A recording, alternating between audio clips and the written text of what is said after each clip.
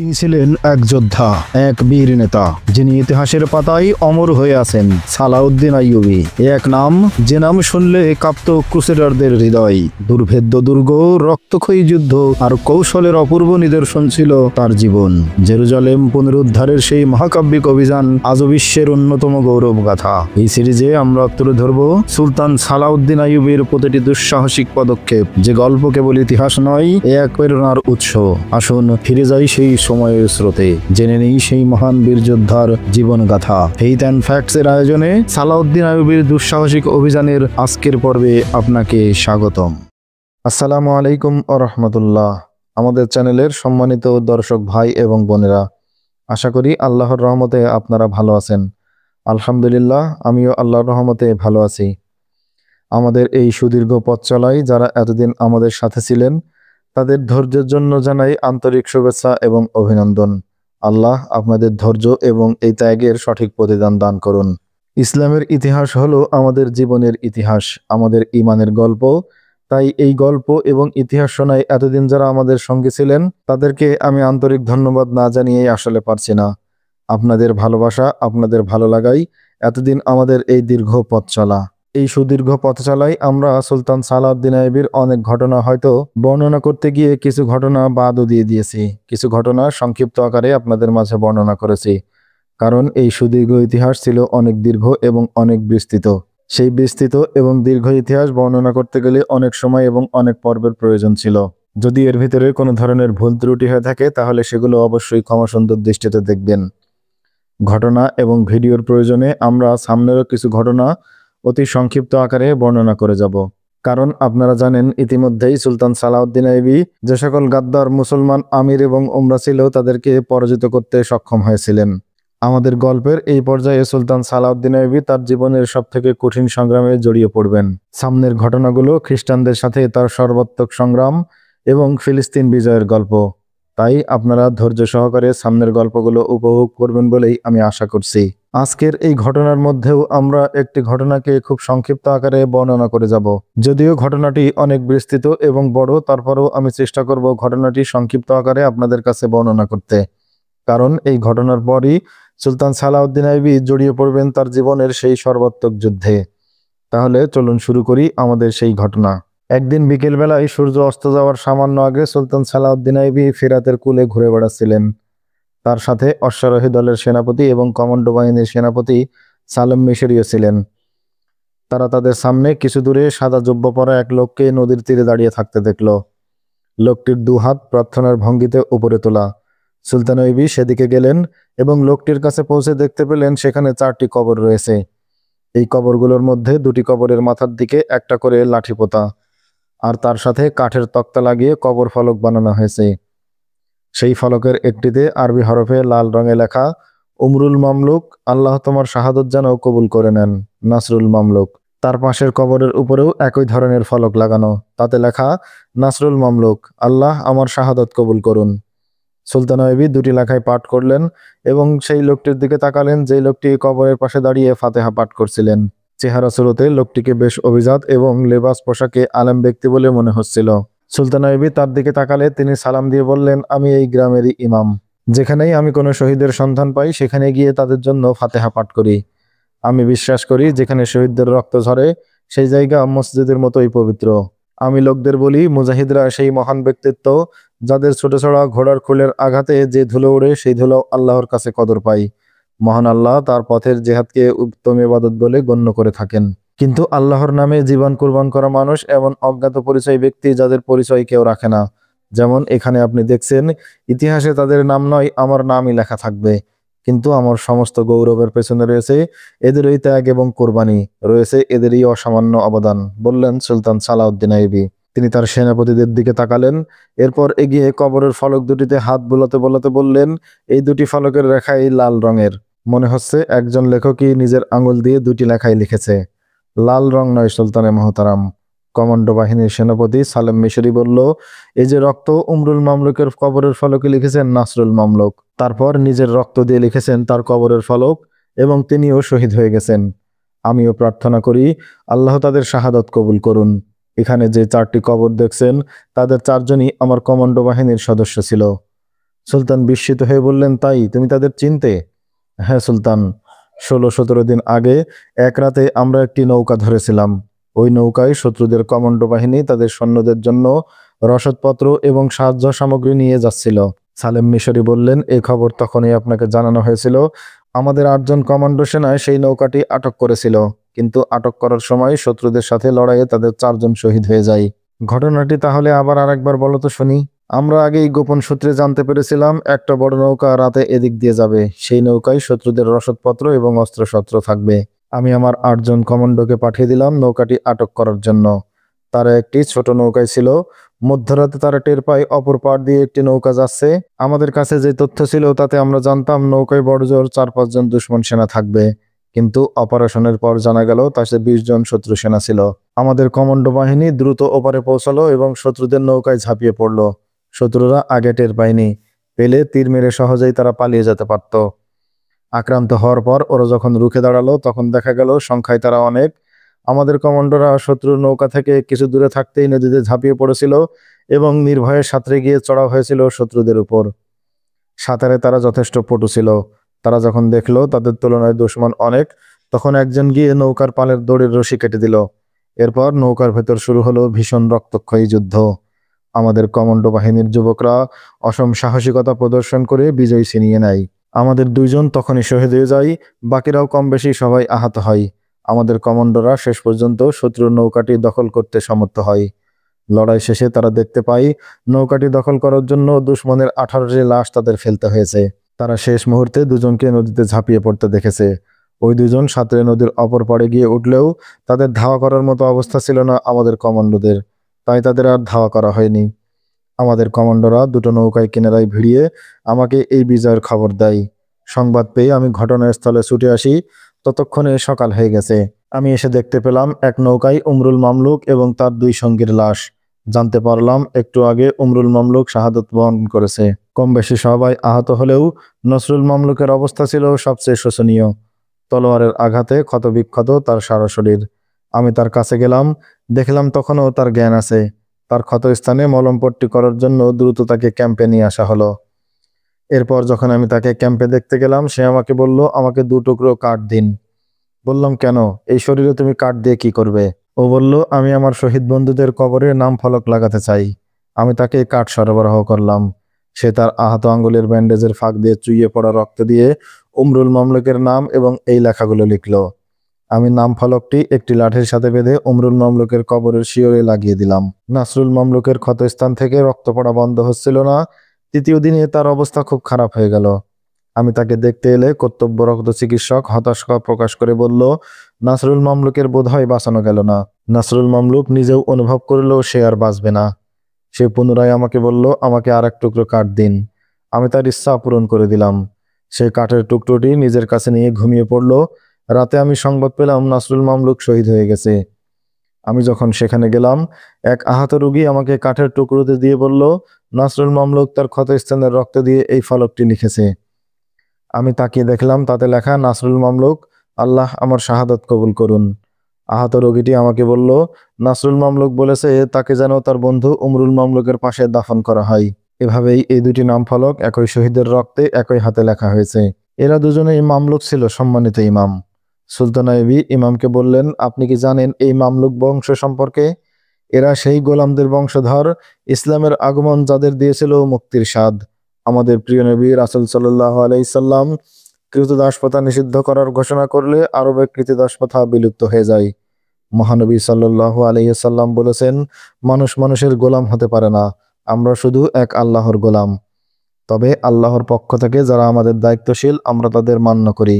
একটু খেয়াল করে দেখুন, একদিন যারা ছিল সামান্য গোলাম, জাতির জন্য তারা আজ কেমন ত্যাগ এবং কোরবানির নাজরানা পেশ করছে। এরা মাত্র 8 জন ছিল, কিন্তু 20 জনের কাছ থেকে নৌকা কেড়ে নেওয়ার সাহস তারা কোত্থেকে পেল? এই শক্তি তারা পেয়েছে ইসলাম থেকে।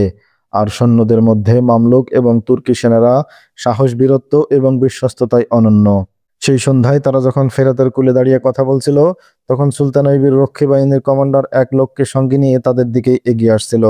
লোকটির অবস্থা দেখে মনে হচ্ছিল সে দীর্ঘ সফরে ক্লান্ত। কমান্ডার তাদের কাছে এসে সুলতানকে লক্ষ্য করে বলল, কায়রো থেকে কাসাদ এসেছে। কোনো খারাপ খবর? সুলতান আইয়ুবী তাকে বললেন, কি খবর নিয়ে এসেছো তুমি? সংবাদ ভালো নয় সুলতান।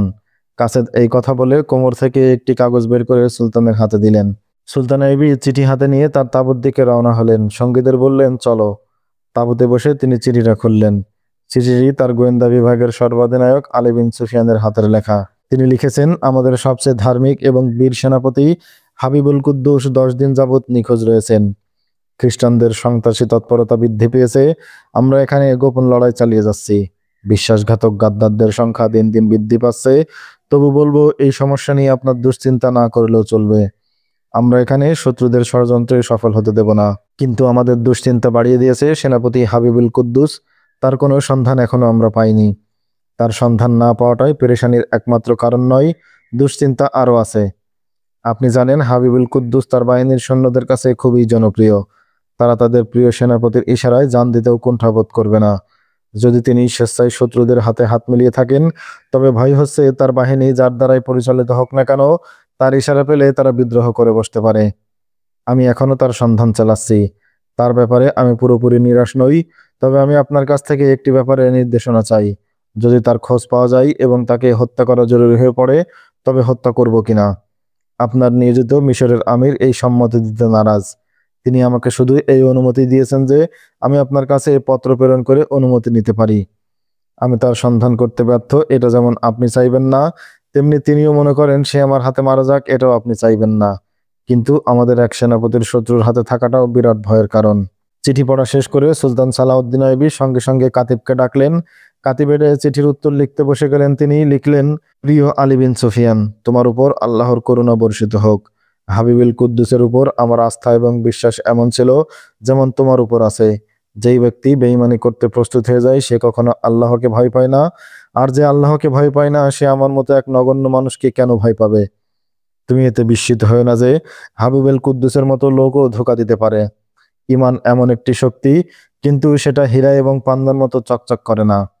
এতে সুন্দরী নারীর মতো সৌন্দর্য এবং আকর্ষণ থাকে না। আর ঈমান গদি এবং রাজমুকুটও নয়।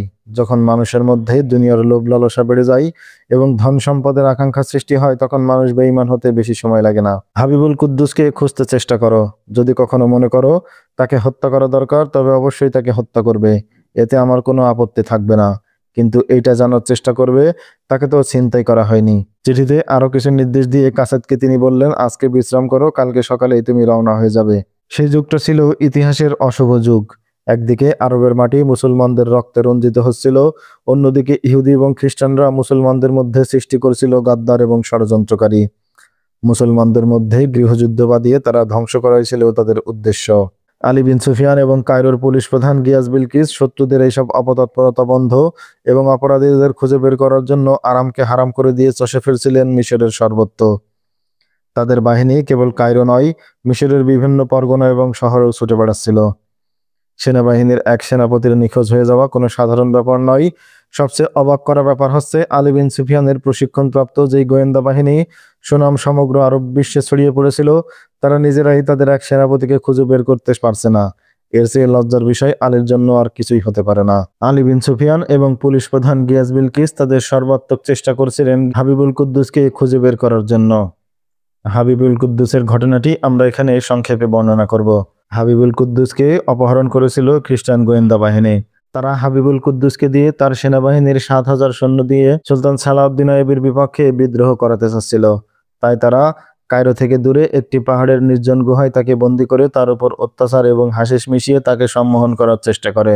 যখন হাবিবুল কুদ্দুস বুঝতে পারেন এদের কাছ থেকে নিস্তার পাওয়া সহজ নয়, তখন তিনি একটি ফন্দি আঁটেন। তিনি বলেন, আমার ছোট বেগমকে এখানে ডেকে নিয়ে আসতে হবে এবং আমি তখন সিদ্ধান্ত নেব আমি তোমাদের শর্তে রাজি কিনা। খ্রিস্টানরা হাবিবুল কুদ্দুসের ছোট বেগমকে তখন বাড়ি থেকে খুব গোপনে তার কাছে নিয়ে আসে। হাবিবুল কুদ্দুস সেখানে আসার পর ছোট বেগমকে নিজের কাছে রাখার জন্য খ্রিস্টানদের কাছে আবেদন জানায়। হাবিবুল কুদ্দুসের ছোট বেগম ছিল খুবই সুন্দরী এবং চালাক। খ্রিস্টানরা হাবিবুল কুদ্দুসের এই আবেদন মঞ্জুর করে এবং তাদেরকে একসাথে থাকার অনুমতি দেয়। হাবিবুল কুদ্দুস তখন গোপনে তার ছোট বেগম জোহরাকে বুঝিয়ে বলেন, এরা খ্রিস্টান গোয়েন্দা বাহিনীর লোক এবং এরা আমাকে দিয়ে মুসলিম সৈন্যদের মাঝে বিদ্রোহ সৃষ্টি করতে চাচ্ছে। এখান থেকে বের হওয়া সহজ ব্যাপার নয়, এদেরকে ধোঁকা দিয়ে তারপরে এখান থেকে বের হতে হবে। তিনি তার ছোট বেগমকে বলেন খ্রিস্টান মেয়েদের সাথে মিশে যেতে এবং তাদের সাথে নিজেদের বান্ধবীর মতো আচরণ করে এখান থেকে বের হওয়ার গোপন পথের সন্ধান করতে। হাবিবুল কুদ্দুস খ্রিস্টানদের সাথে মিলে বিভিন্ন পরিকল্পনা করতে থাকে এবং কিভাবে বিদ্রোহ করবে তার পরিকল্পনা তাদের দেখাতে থাকে। তারা শেষ পর্যন্ত হাবিবুল কুদ্দুস এবং জোহরাকে বিশ্বাস করতে বাধ্য হয় যে এরা তাদেরই দলের লোক। শেষ পর্যন্ত জোহরা সেখানকার 2টি খ্রিস্টান মেয়ের সাথে বন্ধুত্বপূর্ণ আচরণ করে এবং তাদের দিয়ে সেখান থেকে নদীপথে বের হওয়ার পথের সন্ধান পেয়ে যায়। খ্রিস্টান মেয়েরা জোহরাকে তাদের দলেরই একজন মনে করছিল এবং তাকে তাদের সকল কৌশল এবং হাসিস বানানো, পাশাপাশি মানুষকে অজ্ঞান করার ঔষধের সন্ধানও তাকে দিয়ে দেয়। এক রাতে সেখানে উৎসবের আয়োজন করা হয় এবং সেখানে মদ পানের আসর বসেছিল। জোহরা খুব গোপনে সেই মদের পাত্রের মধ্যে কিছু অজ্ঞান করা ওষুধ মিশিয়ে দেয়। সকলে খেয়ে যখন রাতে অজ্ঞান হয়ে শুয়ে পড়ে, তখন জোহরা এবং হাবিবুল কুদ্দুস সেখান থেকে গোপন পথে বেরিয়ে আসতে সক্ষম হয়। সেখান থেকে নদীপথে তারা কায়রোর দিকে রওনা দেয়, কিন্তু নদীতে প্রচণ্ড স্রোতের ভিতরে পড়ে হাবিবুল কুদ্দুস এবং জোহরা নৌকা থেকে পড়ে নদীতে ডুবে যাওয়ার মতো অবস্থা। সেই অবস্থায় আল্লাহর রহমতে তারা ভেসে ভেসে কিছু দূর যাওয়ার পর মুসলিম একটি নৌবাহিনীর নৌকা তাদেরকে সেখান থেকে উদ্ধার করে। সে সময় জোহরা পানির স্রোতে অজ্ঞান হয়ে পড়ে। হাবিবুল কুদ্দুস জোহরাকে ক্যাম্পে রেখেই সেখান থেকে 20 জন অশ্বারোহী সৈন্য নিয়ে সেই পাহাড়ে আক্রমণ চালায়। পাহাড়ে আক্রমণ চালিয়ে হাবিবুল কুদ্দুস এবং মুসলিম সেনাবাহিনী সকল খ্রিস্টান গোয়েন্দাদেরকে বন্দি করতে সক্ষম হয়। সেখান থেকে সরাসরি হাবিবুল কুদ্দুস বন্দি খ্রিস্টান সৈন্যদের নিয়ে কায়রোর পথে রওনা হয়। কায়রোতে এসে তিনি খুব রাতেই তকিউদ্দিন এবং গিয়াস বিলকিসকে সবিস্তারে খুলে বলেন। তারপর সেখান থেকে আলী বিন সুফিয়ানের সাথে দেখা হলে আলী বিন সুফিয়ানকে বর্ণনা করেন কিভাবে তাকে গ্রেফতার করে এবং তাকে দিয়ে কি ষড়যন্ত্র বাস্তবায়ন করতে চাচ্ছিল। হাবিবুল কুদ্দুসকে ফিরে পেয়ে আলী বিন সুফিয়ান স্বস্তির নিঃশ্বাস ফেলেন এবং সুলতান সালাউদ্দিন আইবিকে চিঠির মাধ্যমে জানিয়ে দেন। সেই সময় সুলতান সালাউদ্দিন আইবি হরব শহর অবরোধের জন্য শহরের পাশেই আল আখদার ময়দানে সামরিক ঘাঁটি গঠন করে অবস্থান করছিলেন। তিনি সিরিয়া এবং বিভিন্ন রাজ্যে তার যে সৈন্য ছিল তা থেকে কিছু কিছু অংশকে ডেকে নিয়ে নিজের বাহিনীর সাথে সামিল করার কাজে ব্যস্ত ছিলেন। হলব সম্পর্কে তিনি তার সেনাপতিদের আগেই জানিয়েছিলেন, এই শহরে নাগরিকবৃন্দ দুর্ধর্ষ যোদ্ধা, তারা আগেও এমন প্রমাণ রেখেছে, ফলে এখানে বিজয় পেতে হলে কঠিন মোকাবেলার সম্মুখীন হওয়ার সম্ভাবনা আছে। ওইদিকে তার গোয়েন্দা সংস্থা হলবের অভ্যন্তরীণ অবস্থা সম্পর্কে যে রিপোর্ট দিয়েছে তার চিত্র ছিল ভিন্ন। গোয়েন্দা সংস্থা জানিয়েছে দীর্ঘদিন গৃহযুদ্ধ করার ফলে তাদের আগের সেই অবস্থা আর নেই। গৃহযুদ্ধের ফলে কেবল শক্তির দিক দিয়ে তারা ক্ষতিগ্রস্ত হয়েছে এমন নয়, তাদের চিন্তা চেতনা এবং মানসিকতারও পরিবর্তন এসেছে। এই ক্ষেত্রে সুলতান আইবির গোয়েন্দারাও গুরুত্বপূর্ণ ভূমিকা রেখেছে। সেখানকার শাসক সুলতান ইমামউদ্দিনকে এখন হলবের অধিকাংশ নাগরিক ক্ষমতালোভী এবং স্বৈরাচারী মনে করে। বিলাসবহুল জীবনযাপনের কারণে তিনি এখন জনগণ থেকে বিচ্ছিন্ন। সুলতান আইবি এইসব শোনার পরও তার ব্যাপারে নিশ্চিত হলেন না, কারণ ইমামউদ্দিন যথেষ্ট হুঁশিয়ার এবং কৌশলী সমরনায়ক। ইয়াজউদ্দিনের চাইতে তিনি সাহসীও বটে। তাই সুলতান এদিক ওদিক থেকে সৈন্য এনে আল আখদার ময়দানে জড়ো করতে থাকেন। সৈন্য সংগ্রহ শেষ হলে তিনি তার সেনাপতিদের একত্রিত করলেন। অভিযান শুরুর আগে তিনি সেনাপতিদের শেষবারের মতো নির্দেশ দিচ্ছিলেন। এ সময় কায়রো থেকে তার কাছে এক কাসেদ এলো। কায়রোর কাসেদ এসেছে শুনেই তিনি বক্তৃতা বন্ধ করে ডাকলেন কাসেদকে। কাসেদ তার হাতে আলী বিন সুফিয়ানের চিঠি তুলে দিল। আইয়ুবী মনোযোগ দিয়ে চিঠি পড়লেন। খুশিতে উদ্ভাসিত হয়ে উঠল তার চেহারা। তিনি হাসি মাখা মুখে সেনাপতিদের দিকে তাকিয়ে বললেন, আমার মন বলছিল হাবিবুল কুদ্দুস আমাকে ধোঁকা দিতে পারে না। আল্লাহ ইসলামী প্রত্যেকটি মেয়েকে যেন জোহরার মতো ঈমান এবং জোশ দান করেন। আলী বিন সুফিয়ান সেনাপতি হাবিবুল কুদ্দুসের অন্তর্ধান থেকে শুরু করে ষড়যন্ত্রকারীদের গ্রেফতার করার কাহিনী পর্যন্ত বিস্তারিতভাবে লিখেছেন চিঠিতে। সবশেষে তিনি জানতে চেয়েছেন, সেনাবাহিনীর যেসব অফিসার এই ষড়যন্ত্রের সাথে জড়িত হয়েছিল তাদের ব্যাপারে আপনার নির্দেশ কি? এখানে উল্লেখ্য যে হাবিবুল কুদ্দুস যখন গুহায় আশ্রয়ে খ্রিস্টানদের কাছে ছিল, তখন তিনি জানতে পারেন তার সেনাবাহিনীর কয়েকজন বড় বড় অফিসার তারা খ্রিস্টানদের সাথে হাত মিলিয়েছে এবং বিদ্রোহে তাকে সাহায্য করবে। তিনি যখন আলী বিন সুফিয়ানের কাছে ফিরে আসেন, তখন সেই সব অফিসারদের নাম তিনি আলী বিন সুফিয়ানের কাছে প্রকাশ করেন। আলী বিন সুফিয়ান অতর্কিত আক্রমণ চালিয়ে তাদের সকলকে বন্দী করতে সমর্থ হয় এবং তাদের বাড়ি থেকে যে উপঢৌকন এবং বিলাস সামগ্রী উদ্ধার করা হয় তাতেই প্রমাণিত হয়ে যায় তারা প্রকৃতপক্ষে অপরাধী। সুলতান সালাউদ্দিন আইবি দেরি না করে চিঠির উত্তর লিখতে বসে গেলেন। তিনি লিখলেন, গাদ্দারদের দৃষ্টান্তমূলক শাস্তি হওয়া দরকার, যাতে অন্যরা লোভে পড়ে এই রোগে আক্রান্ত হতে সাহস না পায়। তুমি তাদের জন্য সেই রকম শাস্তিরই ব্যবস্থা করবে। তাদেরকে ঘোড়ার পিছনে বেঁধে শহরের রাস্তায় ঘোড়া ছুটিয়ে দেবে। যতক্ষণ তাদের মাংস এবং চামড়া শরীর থেকে খসে না পড়বে ততক্ষণ ঘোড়া থামাবে না। কাসেদকে বিদায় করার 2 দিন পর সুলতান আইবি তার মুজাহিদ বাহিনী নিয়ে হলবের উপর প্রচণ্ড আক্রমণ চালালেন। এবার আর অবরোধ নয়, সরাসরি আক্রমণ। বড় মেনজানিক দিয়ে শহরের মূল ফটকে পাথর এবং পেট্রোলের বোমা নিক্ষেপ করা হলো। শহরের দেয়ালেও নিক্ষেপ করা হলো পাথর। দূর থেকে দেয়ালের উপর দিয়ে শহরের ভেতর পেট্রোলের হাড়ি নিক্ষেপ করা হলো। প্রাচীরের উপর থেকে যেসব সৈন্য তীর বর্ষণ করে প্রতিরোধ করার চেষ্টা করেছিল তাদের উপর চালানো হলো অগ্নিতীর। মেনজানিকের পেট্রোল বোমা এবং অগ্নিতীরের তুমুল আক্রমণের ফলে একদল সৈন্য ছুটে গেল দেয়ালের কাছে। তারা ওইখানে পৌঁছেই দেয়াল ভাঙার কাজ শুরু করলো। কিন্তু আইয়ুবের বাহিনীর এই প্রবল আক্রমণের তুলনায় শহরবাসীর প্রতিরোধ ছিল খুবই অনুল্লেখযোগ্য। জনসাধারণের স্বতঃস্ফূর্ততা তো ছিলই না, শহরের সৈন্যদের তরফ থেকেও প্রতিরোধের ধরন ছিল মামুলি।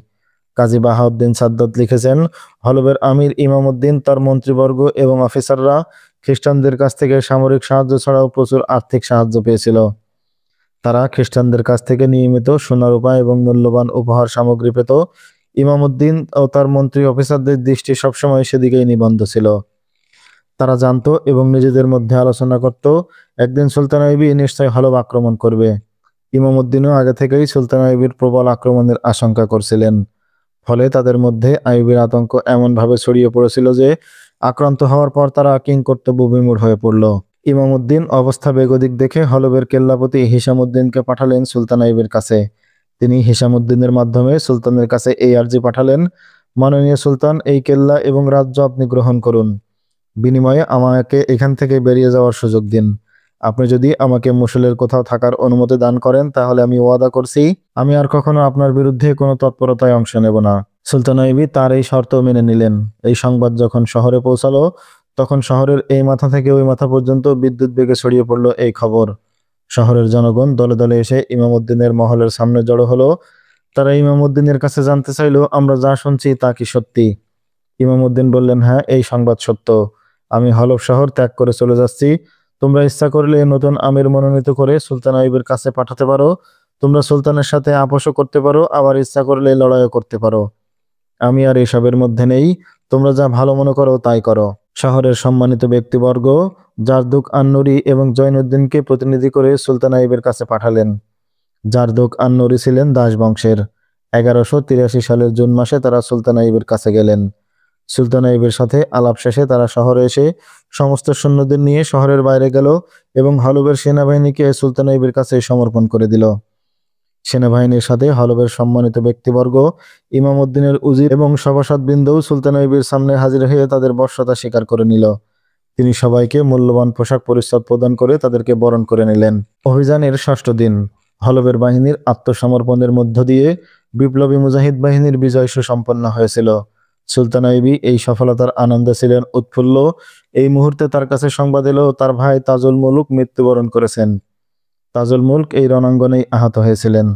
তার শাহাদাতের খবর শুনে সুলতান আইয়ুবী আনন্দকে নিরানন্দে পরিণত করে দিল। তাজুল মুলকের জানাজা অনুষ্ঠিত হলো হলবের এক বিশাল ময়দানে।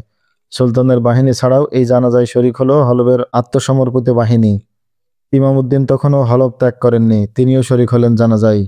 জানাজার পর তাজুল মুলককে নিয়ে যখন বিশাল মিছিল রওনা হলো তাকে দাফন করতে, ইমামউদ্দিন তখন তার দীর্ঘদিনের মসনদ, পরিচিত শহর এবং তার সকল অনুগত সৈন্য, উজির নাজির, চামচা চাটকার সবাইকে রেখে হলব থেকে বিদায় নিয়ে রওনা হলো মসুলের দিকে। সুলতান হলবকে নিজের রাজ্যের অন্তর্ভুক্ত করে সেখানে নতুন প্রশাসক নিয়োগ করলেন।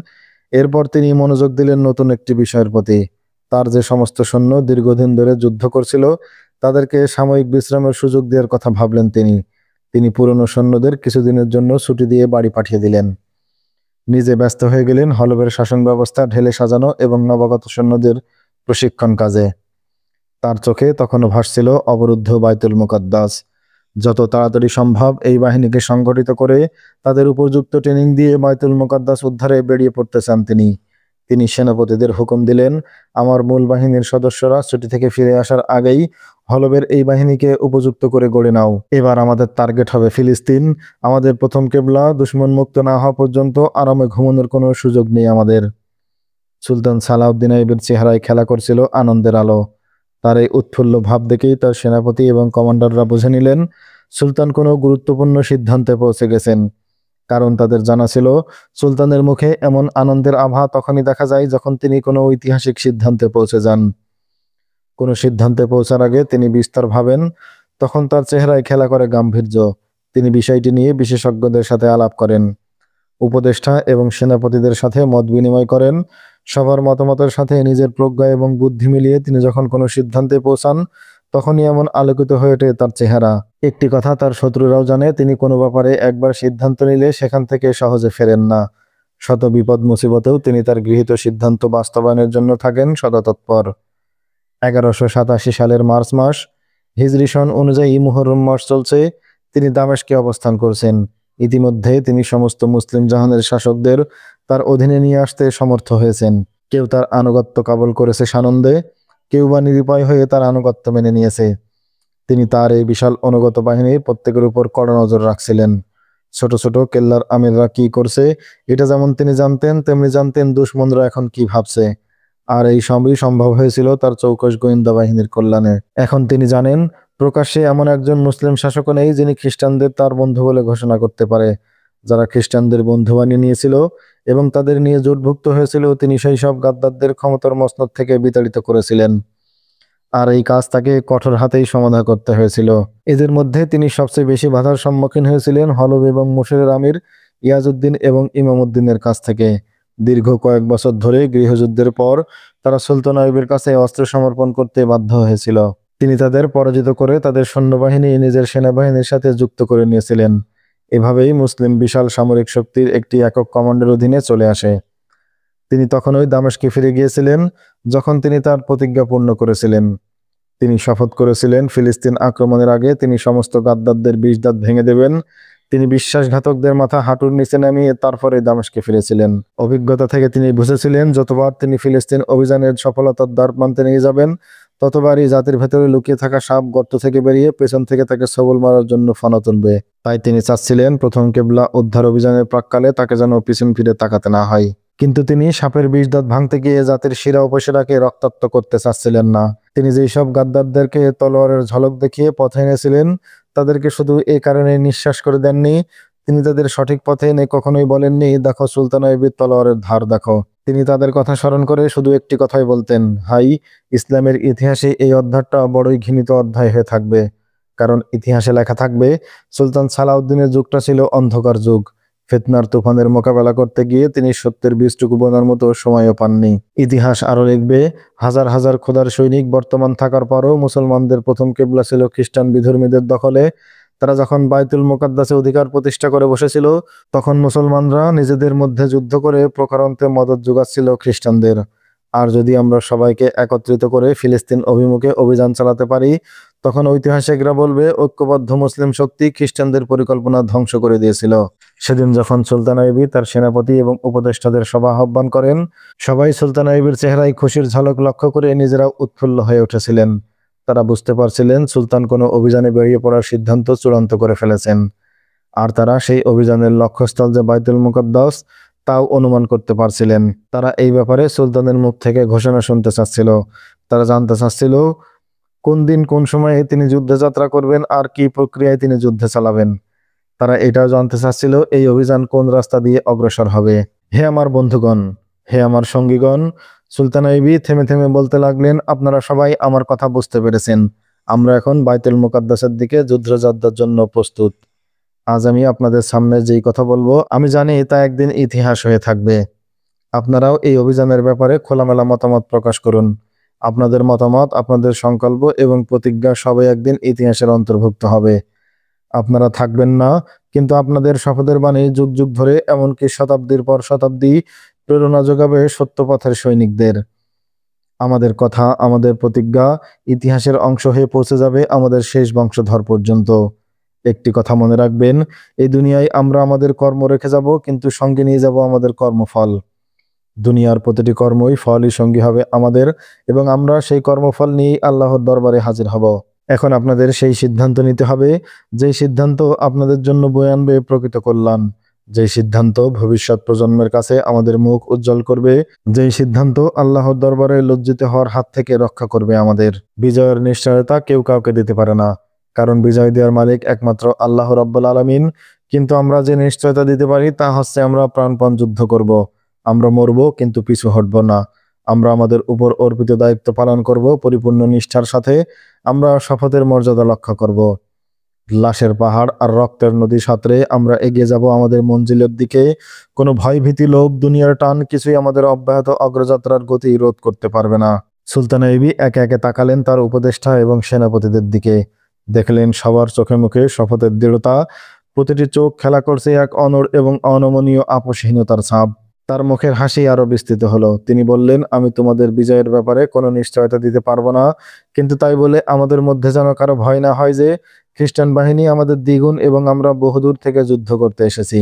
তিনি একটু দম নিলেন, তারপর সেনাপতিদের দিকে তাকিয়ে বললেন, আমি আপনাদের স্মরণ করিয়ে দিতে চাই, আমরা এখন সংখ্যায় তত নগণ্য নই, বরং এর চেয়েও কম সংখ্যক সৈন্য নিয়ে বিশাল শত্রু বাহিনীর সাথে যুদ্ধ করে আমরা বিজয় লাভ করেছি। যুদ্ধ শুধু সংখ্যা দিয়ে হয় না, বুদ্ধি, কৌশল এবং প্রেরণা দিয়ে যুদ্ধ করতে হয়। যদি ঈমান হয় মজবুত, তবে তার বাহু, তলোয়ার আর মনও দৃঢ় হয়ে থাকে। আমাদের মাঝে ঈমানের দুর্বলতা নেই, যুদ্ধের কৌশল, বুদ্ধি এবং জজবার অভাব নেই। অতএব বলা যায় আমাদের কোনো কিছুরই অভাব নেই। সুলতান আইবি থামলেন। কমান্ডো বাহিনীর সেনাপতি সালেম মিশরি দাঁড়িয়ে বললেন, আমাদের মাঝে এমন একজনও নেই যে শত্রুর সাথে নিজের শক্তির তুলনা করে। আমাদের শুধু জানা প্রয়োজন আমরা কোন দিক দিয়ে বাইতুল মুকাদ্দাসে গিয়ে পৌঁছবো আর আমাদের গতি কেমন হবে। তবে আমি চলার পথে প্রতিটি কদমে সাবধানতা অবলম্বন করা জরুরি মনে করি। আমাদের অহংকারী হওয়া যেমন মানায় না, তেমন স্বপ্নবিলাসী হওয়াও কোনো সৈনিকের কাজ নয়, বললেন সালাউদ্দিন আইবি। সালেম মিশরি বলল, আমি আপনার সাথে সম্পূর্ণ একমত। আমাদের প্রতিটি পদক্ষেপ হবে বাস্তবতার নিরিখে। আর আপনি যেমন বললেন, ঈমান, সাহস, বুদ্ধি এবং কৌশল হবে আমাদের অস্ত্র। আমি আপনাদেরকে এই কথাই বলতে চেয়েছি। সুলতান আইবি বললেন, আমি যুদ্ধের প্ল্যান পরিকল্পনা আপনাদের পরামর্শই তৈরি করেছি।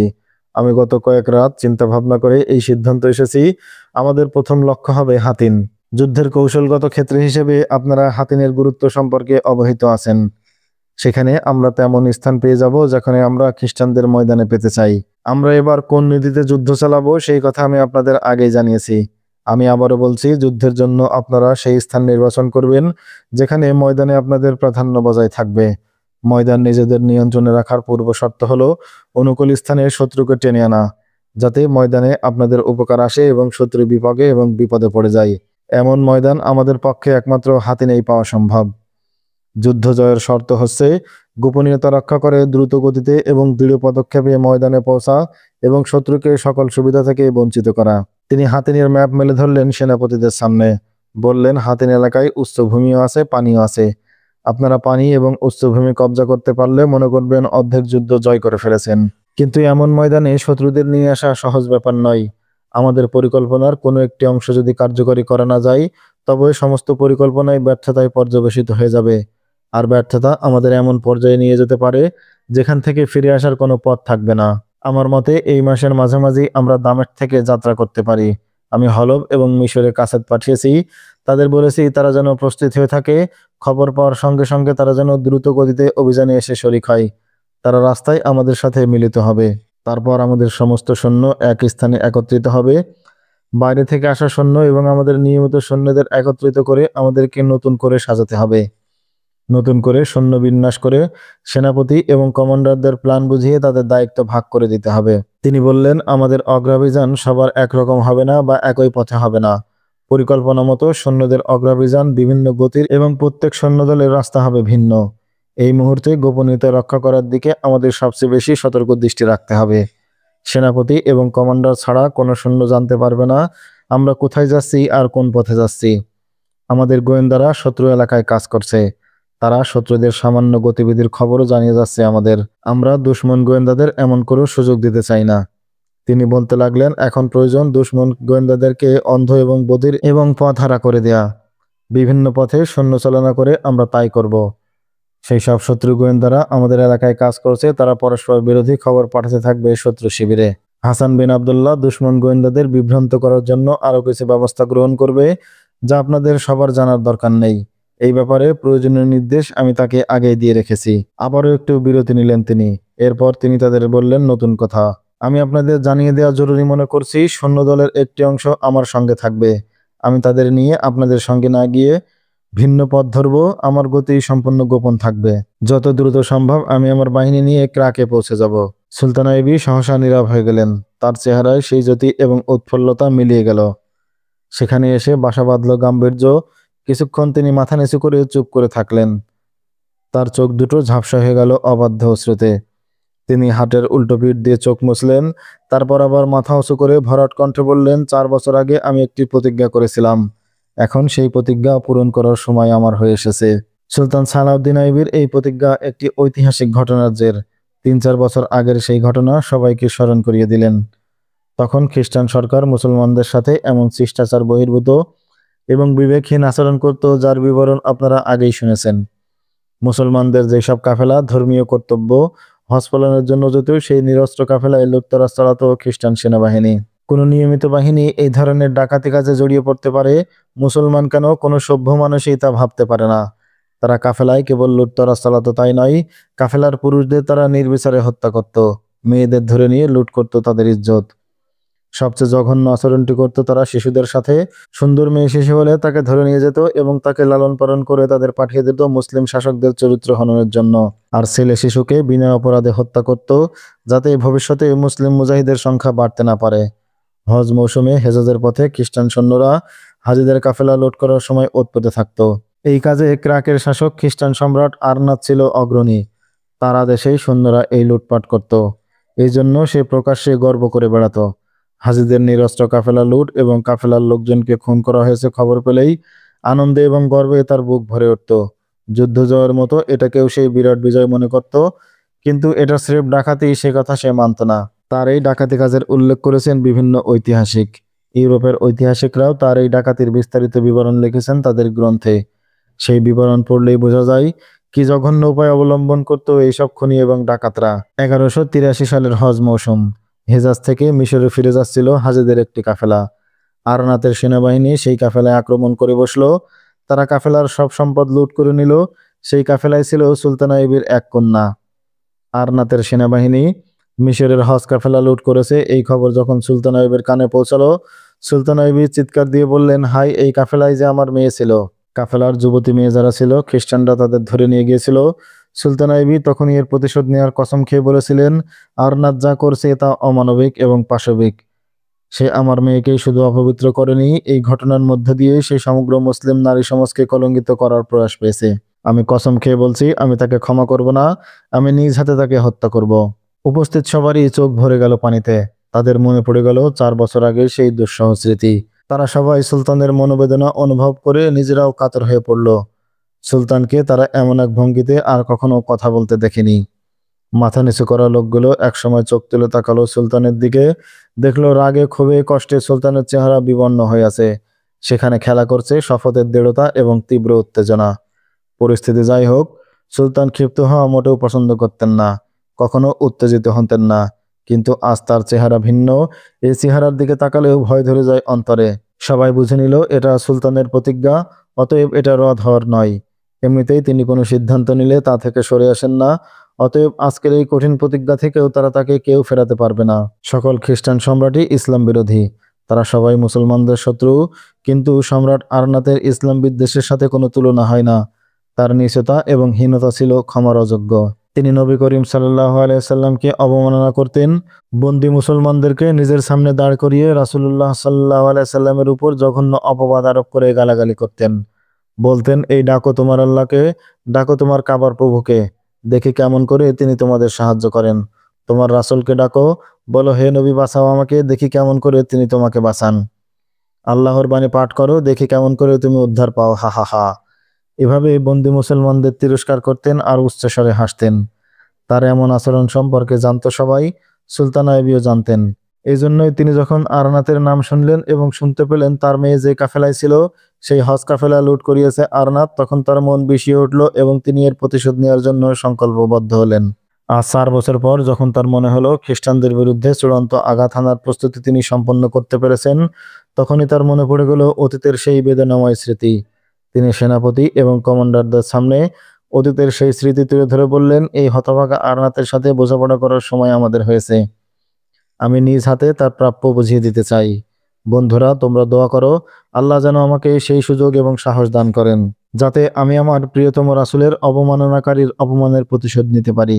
তিনি সেনাপতিদের বললেন, আমি আশা করি 3 মাসের মধ্যেই আমি তোমাদের সাথে মিলিত হতে পারবো।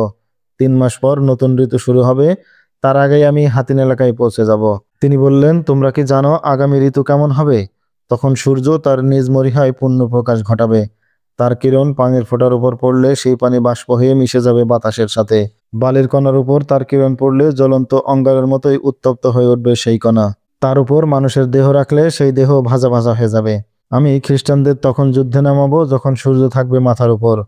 খ্রিস্টানরা লোহবর্ম এবং সর্বাঙ্গ জড়ানো পোশাক পরে ময়দানে নামবে। সূর্যের কিরণ সেই বর্ম এবং পোশাককে বানিয়ে দেবে তপ্ত অঙ্গার। তারা সেই তাপে পুড়ে ছাই হয়ে যাবে। তারা লোহার পোশাক পরে তীর এবং তলোয়ারের আঘাত থেকে বাঁচার জন্য আমরা এমন সময় আঘাত হানবো যখন আমাদের তীর এবং তলোয়ার আঘাত হানার আগেই খ্রিস্টানরা নিজের দেহ জড়ানো অগ্নিকুণ্ডে ভস্মীভূত হয়ে যাবে। ঐতিহাসিকগণ এবং ইউরোপের যুদ্ধ অভিজ্ঞ সমালোচকগণ সুলতান আইয়ুবের এই পদক্ষেপের প্রশংসা করে বলেছেন, তিনি যুদ্ধের জন্য যেই ঋতু বেছে নিয়েছিলেন সেটা ছিল জুন মাস। এই সময় মরুভূমি জ্বলন্ত কয়লার মতো গরম থাকে। গ্রীষ্মকালের এই প্রচণ্ড দাবদাহ খ্রিস্টান সৈনিকদের জন্য ছিল মৃত্যু ফাঁদের মতো। লোহার শিরস্থান এবং পোশাক তাদের নিরাপদ না করে বরং তন্দুরের মতো ভাজা ভাজা করছিল। খ্রিস্টান নাইটরা আপাতমস্তক লৌহবর্ম এবং মোটা চামড়ার পোশাক পরত, তাই তীর এবং তলোয়ারের আঘাত সহজে তাদের ক্ষতি করতে পারত না। কিন্তু সুলতান আইয়ুবী তাদের এই লোহার বর্ম এবং পোশাককে তাদের জন্য বড় বিপদ এবং ক্ষতির কারণ বানিয়ে দিলেন। একাতে তিনি কমান্ডো ধরনের যুদ্ধ করতেন, সামান্য সৈন্য দিয়ে পাশ থেকে বিদ্যুৎ বেগে আক্রমণ চালিয়ে প্রতিপক্ষের ব্যাপক ক্ষতি সাধন করে সরে পড়ত আইয়ুবীর বাহিনী। এই যুদ্ধের জন্য প্রয়োজন ক্ষিপ্র গতির সৈনিক, কিন্তু লোহার পোশাক পরে খ্রিস্টান সৈন্যদের পক্ষে দ্রুত গতিতে চলা সম্ভব ছিল না। এই সুযোগটাই নিত সুলতান আইয়ুবের সৈন্যরা। তারা ক্ষিপ্র বেগে আক্রমণ চালাতো এবং দ্রুত বেগে পালিয়ে যেত। জুনের খরতাপে সূর্য যখন মাথার উপর থাকে, মরুভূমি তখন আগুনের কুণ্ড হয়ে যায়। লোহার পোশাক তখন তপ্ত তাওয়ার মতো জ্বলতে থাকে, পিপাসায় কণ্ঠ এবং শরীর শুকিয়ে যায়। মরুভূমির ঝলসানো তাপ মুসলিম সৈন্যদেরও অসুবিধার সৃষ্টি করত, কিন্তু তাদের পোশাক হালকা পাতলা হওয়ায় তাদের অবস্থা থাকতো তুলনামূলকভাবে ভালো। যুদ্ধের আগেই সুলতান আইয়ুবী পানি নিজের দখলে নিয়ে নিতেন। ঘোড়া সওয়ার, উষ্ট্রারোহী সহ সুলতানের সব সৈন্যদের ক্ষুধা তৃষ্ণা সহ্য করার ট্রেনিং দেওয়া হতো। এই ট্রেনিংয়ের ফলে তারা এমন কষ্ট সহ্য হতো যে যুদ্ধের সময় তারা কেউ সহজে ক্ষুধা তৃষ্ণায় কাতর হতো না। সুলতান আইয়ুবী তার সৈনিকদের বলতেন, বদরের যুদ্ধ সংগঠিত হয়েছিল রোজার মাসে। ক্ষুধা তৃষ্ণা জয় করে জিহাদের প্রেরণা আমাদেরকে সেখান থেকে গ্রহণ করতে হবে। রোজার মাসে গুটিকয় মুমিনকে বিশাল বাহিনীর সামনে দাঁড় করিয়ে আল্লাহ রাব্বুল আলামিন নিজেই আমাদের প্রশিক্ষণের ব্যবস্থা করেছেন। শারীরিক ট্রেনিং ছাড়াও তিনি সৈন্যদের জন্য মানসিক এবং আধ্যাত্মিক ট্রেনিং এর ব্যবস্থা করতেন। যুদ্ধের জন্য শারীরিক শক্তির চেয়েও বেশি প্রয়োজন ছিল মানসিক শক্তি। যেই সেনাপতি সেই শক্তিতে তার সৈন্যদের বলীয়ান করতে পারে না, বিজয় কখনো তাদের হাতে ধরা দিতে পারে না। আইয়ুবী সৈন্যদের বুঝিয়ে বলা হতো, তোমরা আল্লাহর সৈনিক, তোমরা দ্বীন ইসলামের অতন্ত্র প্রহরী। তোমরা কোনো সুলতান বা বাদশাহর চাকর নাও যে তোমাদের ত্যাগ বিফলে যাবে। যে আল্লাহ এই সারা জাহানের মালিক, তিনি তোমাদেরকে তার সৈনিক হওয়ার বিরল সম্মান দিয়েছেন। তিনি ঘোষণা করেছেন, দুনিয়ায় তার দ্বীনের পথে যারা জিহাদ করবে, আল্লাহ তাদেরকে পরকালে মনোরম জান্নাত দান করবেন। মনে রাখবে, মাল সম্পদ বা গনিমত পাওয়ার আশায় মুমিন জিহাদ করে না, এটা জিহাদের বাড়তি পুরস্কার। আসল পুরস্কার তো থাকে আল্লাহর হাতে। সুলতান সালাউদ্দিন আইয়ুবী যখন তার সৈন্যদের এভাবে ভাষণ দিয়ে প্রস্তুত করছিলেন সর্বাত্মক যুদ্ধের জন্য, ঠিক সেই সময় খ্রিস্টানদের সকল সম্রাট এবং পাদ্রী জড়ো হয়েছিল আকরাতে। তারা আকরার পাদ্রীর কাছে শপথ নিচ্ছিল মুসলমানদের সর্বাত্মক ধ্বংস এবং ক্ষতি সাধন করার জন্য। আকরার সব থেকে পুরাতন এবং বড় পাদ্রী বিশাল ক্রুশের সামনে দাঁড়িয়ে সকল সৈন্যদের শপথ করাচ্ছিল, তারা মরণপণ যুদ্ধ করবে এবং মুসলমানদেরকে সমূলে ধ্বংস করার আগ পর্যন্ত তারা ময়দান থেকে ফিরে আসবে না। ক্রুসেডারদের এমন সংকল্পের কথা ইউরোপের ঐতিহাসিকরাও উল্লেখ করেছেন। ক্রুসেড বাহিনী সম্মিলিত শক্তি নিয়ে কাবা শরীফ এবং রাসূলুল্লাহর রওজা মুবারক ধ্বংস করতে উদ্যোগী হয়েছিল। একবার তারা মদিনা মনোয়ারার মাত্র 3 মাইল ব্যবধানে চলে এসেছিল, কিন্তু আল্লাহ রাসূলের রওজা মুবারক হেফাজত করেছিলেন। ক্রাকের যে অবরোধ সুলতান আইয়ুবী করেছিলেন এবং 1 মাস পরে তা উঠিয়ে নিয়েছিলেন, সেটাও এক ঐতিহাসিক ঘটনা। অবরোধ উঠিয়ে নেওয়ার কারণ এটা নয় যে আরনাত যুদ্ধ না করে এবং হাজিদের কাফেলা লুট না করার অঙ্গীকার করেছিলেন। সুলতান আইয়ুবী ভালো করেই জানতেন খ্রিস্টানরা অঙ্গীকার ভঙ্গে ওস্তাদ। অবরোধ উঠানোর আসল কারণ ছিল বাইতুল মুকাদ্দাস উদ্ধারের প্রস্তুতিতে ভীষণ ব্যস্ততা।